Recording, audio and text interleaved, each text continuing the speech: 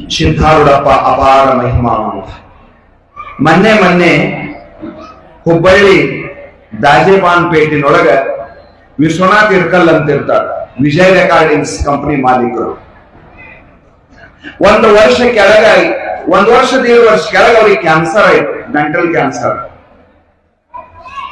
Doctor ಹೇಳ್ದನಂತ, cancer ಆಗ್ಯದ, ನೀ ಬಹಳ ದಿವಸ ಉಳಿಯಂಗಿಲ್ಲ. ಎಂತ ಧೈರ್ಯ ಇರ್ಬೇಕ್ರಿ, ಮನೆಗೆ ಹೋಗ್ಲಿಲ್ಲ, ಹಾಸ್ಪಿಟಲ್ ಅಡ್ಮಿಟ್ ಆಗ್ಲಿಲ್ಲ, ಸೀದಾ ಸಿದ್ಧಾರೂಢಪ್ಪನ ಮಠಕ್ಕೆ ಬಂದನಂತ ಕ್ಯಾನ್ಸರ್ ಹಾಸ್ಪಿಟಲ್.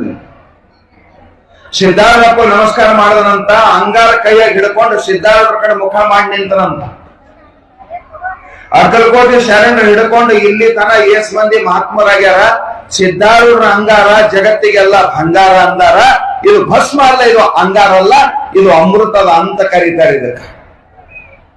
ಸಿದ್ಧಾರೂಢ ಡಾಕ್ಟರ್, ಆಮೇಲೆ ಭವರೋಗ ವೈದ್ಯ ಇದ್ದೀನಿ, ಕ್ಯಾನ್ಸರ್ ಏನೋ ದೊಡ್ಡ ಮಾತು ಅಂತ ಆ ಕೈಯಾಗ ತಗೊಂಡು ಸಿದ್ಧಾರೂಢರ ಕಡೆ ಮುಖ ಮಾಡಿ ಸಂಕಲ್ಪ ಮಾಡಿ ಕುತ್ತಿಗೆಗೆ ಒರೆಸ್ಕೋತಾನ. 6 ತಿಂಗಳದಾಗ ಸಾಹಿತ್ಯ ಅಂದ, ವಿನ ಏನು ಆಗಿಲ್ಲ, ಮಸ್ತ್ ಚಂಡ್ ಇದ್ದಂಗ.